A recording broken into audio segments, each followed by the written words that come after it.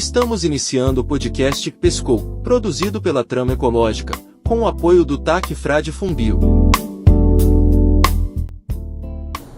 Dando continuidade ao nosso podcast Pescou, hoje nós vamos conversar com o Dr. Magno Neves,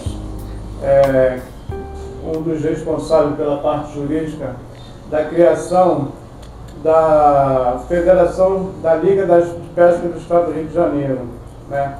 Magno, eu queria conversar com você, entender um pouquinho como é que foi o processo de criação da federação, que vocês lutaram tanto, é uma briga muito antiga, né, do segmento do pescador.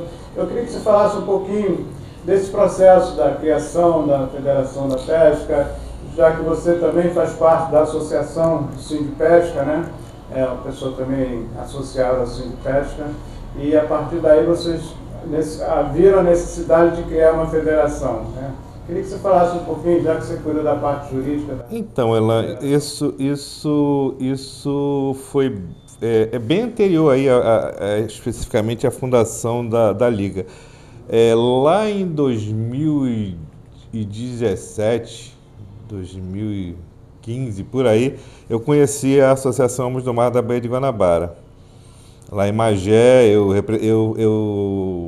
na época eu era o coordenador executivo da APDEMA, que é um fórum estadual de entidades de defesa do meio ambiente, e precisava falar com o pescador. Aí, através de um conhecido comum, a gente foi à praia lá e conheceu a Almar. Conheci na época o Alexandre Anderson e o Paulo, que era o presidente e o vice-presidente da Almar. Ela ficava na beira da praia mesmo, na praia de Mauá, ao lado da estação do trem lá. E aí a gente foi se relacionando. Era uma época em que a luta na Baía de Guanabara estava muito grande, que estavam se instalando os empreendimentos da Petrobras, o GLP, o GNL, e o lançamento de dutos era ali do lado da sede da Almar. Então a gente foi se relacionando e a Almar passou a ser um centralizador, um mobilizador do movimento de pesca, que puxava as outras entidades. E aí isso foi a questão em si da Petrobras passou, mas a articulação continuou, né? Só para ser rápido nessa parte. Aí o que houve? Dessa união, a mobilização ao final estava tão forte que houve a proposta de criação de um sindicato estadual, porque a mobilização da Baía de Guanabara gerou tanta expressão no movimento dele de pescador que as demais locais de pesca, né, Paraty, região dos lagos, queriam se mobilizar, e aí a mobilização tinha que ser, né, estadual. Aí fundou-se o Sindipesca. A entidade passou a comandar também, de uma certa forma, o sindicato de pescadores, e a mobilização continuou, fortaleceu. Eles tiveram muitas articulações, passaram a articular com o Ministério Público Federal, Estadual, passaram a articular com as instâncias públicas, o IBAMA, a Alerj, naquela Comissão de Direito de Meio Ambiente, CDMA, se eu não me engano. E aí há uma questão de uns 3, 4 anos atrás, o trabalho foi acontecendo na Baía de Guanabara, foco do início da articulação, e para o interior. Na Baía de Guanabara, novas lideranças foram surgindo. Surgiram lá na Maré, surgiram em São Gonçalo, surgiram na Ilha do Governador, em Magé mesmo, onde era a sede da Almar. E aí veio a oportunidade da gente estruturar essas entidades através de um projeto, inclusive, do Fumbio. E a gente estruturou 5 entidades polo na Baía de Guanabara, em torno da Baía de Guanabara. E uma em Paquetá. Estava faltando essa que eu não estava lembrando. E uma em Paquetá. Essas entidades propuseram a Liga. propuseram à Liga, porque apesar de existir o sindicato, ele era estadual. Eles queriam uma coisa que abordasse mais o foco da Baía de Guanabara, da região metropolitana. A Liga nasce daí, da necessidade de mobilização mais local, mais Baía de Guanabara, porque foram 5 entidades que surgiram, além das que já existiam, e surgiu até entidade de gênero, né? Tem uma em Magé que ela cuida de mulheres e minorias.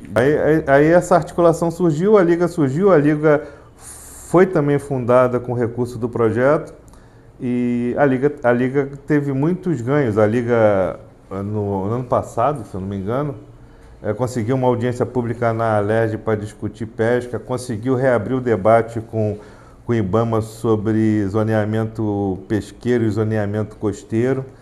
Isso está em debate lá no IBAMA, na atual gestão aqui da Superintendência do Rio de Janeiro. E ela está articulada nesse sentido de fortalecer o debate, porque com o reaquecimento da economia, né, aquela problemática toda que surgiu lá atrás está voltando. O pré-sal está voltando, a Baía de Guanabara é retroporto do pré-sal, ou seja, os navios que vão fazer o transporte dos insumos para a instalação do pré-sal vão aportar na Baía de Guanabara, e os conflitos vão começar novamente. Então eles já dessa vez estão mais articulados para tentar estar com um passo à frente nesse processo aí, e em outros que vão surgindo, né? Magno, então, dando continuidade ao nosso podcast, de que forma a Federação pretende garantir que todas as regiões pesqueiras do Estado sejam ouvidas? Então, Elan, o que acontece? Como eu te falei, a proposta foi no contexto da Baía de Guanabara, mas ela tem federados no Estado. Ela tem Maricá, ela tem, se eu não me engano, também já tem federado na Baía da Baía da Ilha Grande e na Baía de Sepetiba. Eles se reúnem frequentemente, né? De uma reunião rotativa cada hora na sede de uma entidade que integra. A federação, né, o contexto dela é que ela é de entidades, ela não é de pessoas. Então, quem compõe a federação é a entidade, e a entidade às vezes vem com mais de uma pessoa para participar, e o debate fica plural. Aí, nesse sentido, as demandas das regiões estão sempre vindo e sendo abordadas e debatidas por eles, né? A gente dá ênfase aqui no debate, por exemplo, o que a gente conseguiu com o IBAMA, né? A gente conseguiu abrir o debate sobre o zoneamento pesqueiro e costeiro da Baía de Guanabara, mas o IBAMA tem competência para fazer o zoneamento costeiro do Estado. Então a gente abriu isso porque até o IBAMA reconheceu que é um trabalho muito grande e que queria começar com um piloto, né? E diversas iniciativas somam-se a isso. O aplicativo de Olho na Guanabara, que ajuda outros estudos que a própria Almar tem, estudos antropológicos. Então, a gente conseguiu instalar esse debate na Baía de Guanabara, mas a proposta é que o IBAMA faça isso a nível de Estado, considerando, e o zoneamento pesqueiro e o zoneamento costeiro nada mais é do que um ordenamento, né? Eu estou falando de zoneamento, mas é um ordenamento. É um ordenamento que vai dizer o que fica em que lugar, e aí vai estabelecer o que hoje é o maior problema, né? O pescador está aqui, aí o empreendimento vem, entra no lugar que ele pesca e começa o conflito. Então, o ordenamento ele vai dizer, fundeio é aqui, pesca é aqui, aqui a unidade de conservação é proibido isso, é proibido aquilo. Então, começa a estabelecer os parâmetros e garantir os direitos desse povo que é tradicional, né, que estava lá antes do empreendimento, e via de regra é chutado para o lado quando chega o empreendimento em nome do progresso, né? Então essa questão é de suma importância para a gente dizer o que pode, não pode, e dizer quem vai fazer o que onde, porque uma série de normas, né, inclusive da Marinha Brasileira, quando se instala uma rota de navio ou um empreendimento, normas que já existem, transforma aquilo em área que não pode se navegar. Por segurança, aí tem um raio de 500, um raio de 200 metros, e aquilo cria uma zona de exclusão de pesca.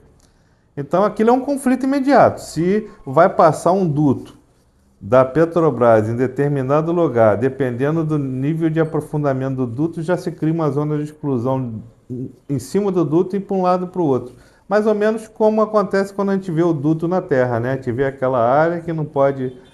Na água, não, você não visualiza, mas ela existe lá, e se acontecer de ser pego ali em cima, é um crime, é um processo, apreensão de rede, apreensão de barco, e o pescador fica correndo atrás de recuperar o que nem sabia às vezes que estava cometendo de erro. Magno, como é que vocês pretendem, como é que a federação pretende atuar na defesa de políticas públicas para o setor? Então, nesse sentido, tem aquilo que é a política pública para a pesca e a política pública para o pescador, né? E aí eu falo assim, os direitos de pescador, seguro-defesa, o direito à aposentadoria, o direito a auxílio-doença, o direito a auxílio-maternidade, essas são políticas públicas para o pescador. Eu digo que são para o pescador porque os critérios são diferenciados da população em geral. Então, eles têm os critérios diferenciados para atingir esses benefícios. Isso, a OMAR, o Sindipesca e a Liga vem trabalhando há bastante. Inclusive, existem cartilhas que asseguram, que foram bastante divulgadas. Eu devo ter até aqui, Elan, as cartilhas. Foram bastante divulgadas e que esclareceram bem os direitos do pescador. Foi curioso ver que após o processo, muita gente amadureceu e muita gente já entendia o que podia e não podia fazer para não perder, por exemplo, o seguro-defeso. Que eles entravam num processo, às vezes, de recolhimento de uma guia de imposto e perdiam o seguro-defeso. E a gente viu isso acontecer. E políticas públicas para a categoria, a gente está falando aquilo que é o macro, né? Como eu já falei aqui, a gente hoje está focando no ordenamento pesqueiro e no ordenamento territorial, do ordenamento da Baía de Guanabara como um todo, como primeiro projeto como política pública para melhorar a qualidade de vida e de pesca dessa população da Baía de Guanabara. E existem outros projetos, mas em andamento. Tem um requerimento junto ao IBAMA sobre o defeso da tainha na Baía de Guanabara. Eles têm umas questões interessantes. No município do Rio de Janeiro saiu uma lei municipal atribuindo defeso municipal. Ela foi aprovada tem cerca de 2 anos e não foi implementada, então eles estão na luta para implementar. Em outros estados existem defesa, de outros municípios existem defesa municipal, com critérios às vezes diferenciados. A Alerj, por uma iniciativa deles, aprovou uma lei. Aprovou? Agora fiquei com dúvida. Pelo menos foi apresentado um projeto de lei, depois da audiência pública na Alerj, foi apresentado um projeto de lei. Agora fiquei com dúvida se chegou a ser aprovado, sobre indenização do Estado para essas questões de derramamento de acidentes ambientais, como teve a questão do tolueno. Ao longo dos anos, Magno, a comunidade pesqueira está sendo impactada pelos vários problemas ambientais de poluição, derrame de óleo, que vem ocorrendo na Baía da Guanabara, afetando muito a condição de pesca dessa população pesqueira. Baseado nisso, como a federação vai apoiar as comunidades pesqueiras afetadas por problemas ambientais como poluição, degradação das áreas de pesca? Então, ela é assim, são na percepção deles, posso dizer até a nossa, são duas questões diferentes. A luta pelo problema pontual daquele momento e a luta pela construção de uma política pública que evite um problema futuro. Por exemplo, a instalação de um duto na Baía de Guanabara, de um terminal de GNL, GLP na Baía de Guanabara é um problema pontual. Agora, se existisse o ordenamento pesqueiro e o ordenamento de ocupação da Baía de Guanabara, isso seria restringido à possibilidade que está prevista no ordenamento. Então, a luta o impacto veio, tentar mitigar esse impacto para os pescadores e trabalhar na construção de política pública para que isso não se repita, né? Por exemplo, eles passaram pelo problema Petrobras na Baía de Guanabara, passaram e passam, né? E foi lá, por falta de previsão, se instalaram no Boqueirão, que é um dos maiores pesqueiros da Baía de Guanabara, quer dizer, criaram um impacto violento nos pescadores que pescam na Baía de Guanabara. Esse impacto não foi mitigado, não foi compensado pela Petrobras em termos de cadeia pesqueira, não foram. Teve o terminal da Braskem, tem o terminal da Braskem lá, que é outro tipo de impacto. Isso eles estão lutando, hoje essa luta está em termos de judicialização. E tem a construção da política pública para evitar que coisas do tipo aconteçam. Porque, por exemplo, em Maricá, onde se organizou um movimento que faz parte da federação, tem o maior porto que vai ser feito no país, o Terminal Ponta Negra, que vai impactar de novo a comunidade pesqueira. É um problema de ordenamento pesqueiro, lá é uma questão ambiental também, mas a gente focando no pescador, né? Tem lá, e isso vai se reproduzindo. Quando se instalou há muitos anos atrás,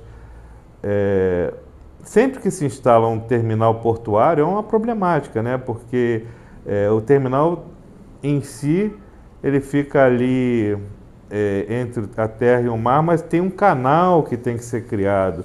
E esse canal aproveita muitas vezes ali a declividade da baía que ele está sendo instalado. Então, impacto, sempre que tem esses tipos de empreendimentos vinculados à água, né, tem impacto no pescador. Então, mais do que a briga com o empreendimento, é a política pública que vai evitar, e eles entenderam isso. Nesse processo que vem lá do GNL e GLP para hoje, eles entenderam isso, eles estão tentando construir políticas públicas que regulem isso e evitem que eles sejam sempre preteridos por falta de previsão legal da existência deles, do lugar que eles atuam, né? Porque, por exemplo, a Baía de Guanabara, só para você entender, foram lá e criaram uma unidade de conservação e aí disseram para eles, aqui virou unidade de conservação, vocês não podem pescar não. Mas o cara pescava lá um dia antes de criar a unidade de conservação. Aí teve que se interagir com o poder público, com o IBAMA, hoje com o ICMBio, para eventualmente dar autorizações. Em Itaipu, criaram uma reserva extrativista e simplesmente proibiu os pescadores de pescar dentro da reserva extrativista. Tinha que ter autorização, ter coisas que não foram negociadas com ele quando da criação. Magno, um dos grandes problemas da pesca artesanal da Baía da Guanabara é a competição desigual que há muitos anos acontece das grandes embarcações de pesca virem dentro da Baía da Guanabara, pescarem e arrastarem com seus equipamentos dentro da Baía da Guanabara, fazendo com que cada vez mais o pescado diminua. E o pouco que ainda consegue se reproduzir, sejam pescados por essas grandes traineiras, grandes embarcações de pesca. A federação tem alguma posição sobre isso, sobre o controle da pesca predatória na Bahia? A federação, ela é estruturada em coordenações e tem uma coordenação específica que cuida dessa questão, né? Eu não me lembro aqui o nome do coordenador agora, mas tem uma coordenação para cuidar dessa questão. Mas tem como eu vou dizer, os nortes, né? Os eixos orientativos. Por exemplo, a federação não procura fazer o máximo possível que as pessoas andem dentro da regra, ou seja, o pescador. Primeiro que a gente só trabalha com pescador artesanal, né? Passou do artesanal, a gente não atua mais representando esse segmento, porque existe o pescador profissional vinculado às empresas de pesca, né? aos grandes barcos de pesca, o pescador artesanal. Então a gente estimula eles a estarem sempre legais, tanto na documentação quanto nos petrechos, né? A rede, o barco, para não ter problema com a fiscalização. Isso está sendo cada vez mais, está ocorrendo cada vez mais porque o governo federal também está exigindo um nível de documentação para fornecimento dos benefícios que está obrigando eles a ter mais documento. Era comum, há 10, 15 anos atrás, o cara ser pescador não ter um documento de que era pescador, pescar no barco do pescador parceiro ali, não ter hoje todos eles, assim, todos é exagero, mas muitos deles estão com a documentação em dia, porque senão não atinge os benefícios. E, a partir daí, eles querem cobrar também que o outro tipo de pesca atue dentro da lei, né? O que pode e o que não pode, porque a pesca através de barcos, né, barcos maiores, também é permitida, mas também tem regramento, o que pode, o que não pode, o tipo de malha, local, e isso onde a federação quer atuar, que se é legal pescar dentro da Baía de Guanabara até um determinado porte, que assim aconteça. Se não é, que seja para fora.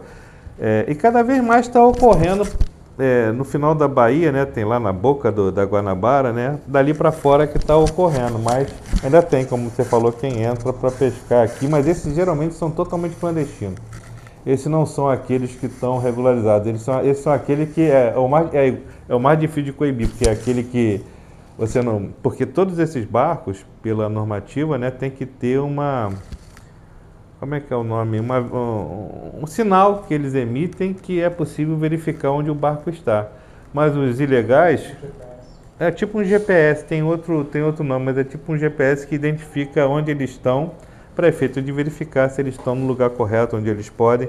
Mas tem gente que simplesmente desliga e vai para a clandestinidade, explode, joga carga explosiva na água para o peixe subir morto já. Quer dizer, umas coisas assim, realmente predatórias. Essa é aquela coisa mais difícil, mas a federação tem posição contra esse tipo de coisa, e a atuação, sempre que constata alguma coisa, ela procede à denúncia para tentar coibir a prática, principalmente junto ao IBAMA.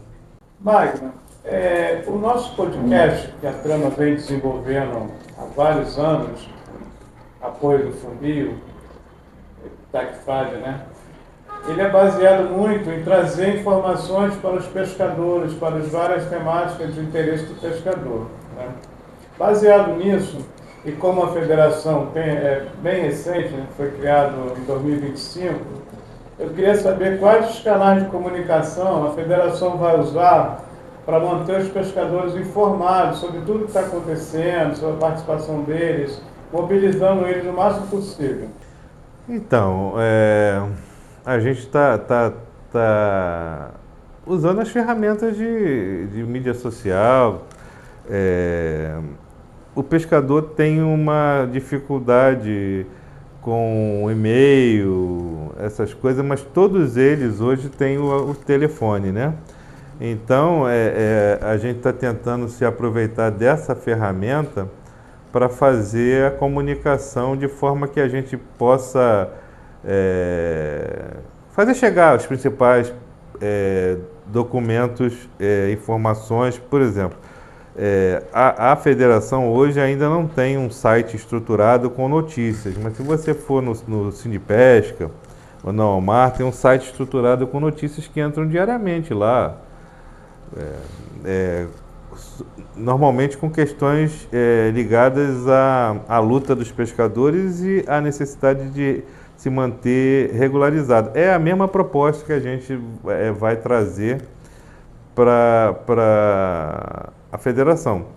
E aí é aquela coisa de ter Instagram, de ter... Aí tem um debate ainda da melhor ferramenta. Eu realmente não sei qual seria a melhor ferramenta, mas a proposta é de fazer a informação chegar e ser entendida, porque muitas vezes o que acontece é que chega uma notícia que a pessoa não entende. Eles não entendem muito bem a necessidade. Por exemplo, te explicar, te dar um exemplo. O governo federal tem uns 3 ou 4 meses, vem alertando, tem mais tempo, mas vem alertando. E ontem prorrogou, porque não conseguiu implementar. Eles primeiro disseram que para ter direito ao seguro-defeso, o pescador ia ter que ter a carteira nacional de identidade. Muitos têm. Eu até fiquei espantado agora recentemente com o pessoal de São Gonçalo, estão todos com a carteira. Mas o relatório anual de pesca, que é outro documento que tem que ter, o pessoal não está apresentando, porque já é uma coisa que tem que preencher. A carteira você vai no lugar e tira, alguém faz para você, o relatório você tem que preencher e enviar. Então, aí ontem foi prorrogado até maio, porque senão o próximo defeso ia ter muita gente sem receber e carteira cancelada. Então, esse tipo de coisa a federação está atuando bastante para evitar que aconteça, sempre noticiando, alertando. E as entidades da federação, se teve algum ganho, é que as entidades da federação estão observando, que são aquelas entidades que surgiram no primeiro projeto da Almar, lá do Fumbio. Elas estão praticamente regularizadas em relação a isso e divulgando isso para os outros. Eu não sei se você chegou aí a alguma reunião que teve durante o projeto, as informações que eram passadas.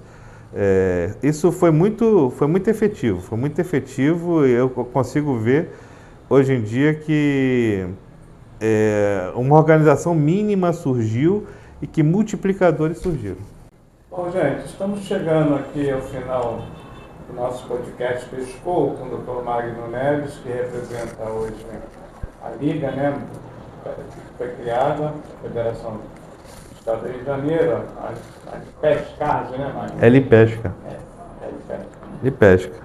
Então, e queria agradecer a você, também ao Alexandre, né, que é o presidente da Liga, né? Ele, infelizmente, por estar adoentado, não pôde participar. Ele está adoentado. Então, queria agradecer a você e também pedir para você fazer as considerações finais. Fica aberto a você falar o que a federação pretende, um recado direto para os pescadores agora.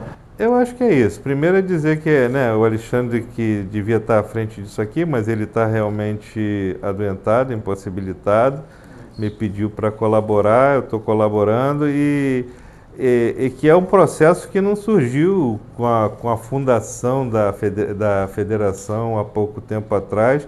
É um processo de amadurecimento que vem de anos, que está sendo implementado aos pouquinhos, o objetivo é organizar o segmento e organizar os direitos, para que eles reconheçam os seus direitos, corram atrás dos seus direitos e também questionem aquilo em que os direitos deles estão sendo preteridos, tanto os direitos legais, tipo aposentadoria, esses benefícios, e os direitos de pescador mesmo, de estar na água, de poder pescar naquela água, dividir o espaço com empreendimentos, com barcos, com o poder público através de unidade de conservação, com poder, porque a Baía de Guanabara ainda tem área de segurança, né? Da Petrobras e acho, se não me engano, é da Marinha, né? Da Marinha, então. Aí, então tem tudo isso, é um conflito permanente e diário. E esclarecer eles é o ponto principal. E eu posso te falar que nessa missão, agora, eu não sei se você soube, agora na COP30, né? A questão da foz do Amazonas lá, da prospecção da Petrobras lá na foz do Amazonas, né? Os índios vieram aqui conhecer a experiência da Petrobras. Foi lá no Almar. E depois a Almar levou eles no Ibama, tiveram lá com o Rogério, com o Rocco, e quer dizer, o trabalho feito aqui e o embate feito aqui teve reconhecimento, tem reconhecimento inclusive no Estado, no Brasil, né, Estado do Brasil, e internacionalmente, tanto que eles vieram aqui entender, porque o processo é parecido lá, né? Eles estão lá chegando, se instalando, impactando, e é o mesmo processo que aconteceu aqui na Baía de Guanabara, e a luta deles aqui, a experiência deles aqui, eles querem aproveitar lá. E tiveram aqui um grupo de 10 caciques, 2 instituições, 2 ONGs de lá, e é isso. Eu acho que o trabalho está caminhando da forma correta. Obrigado, Magno.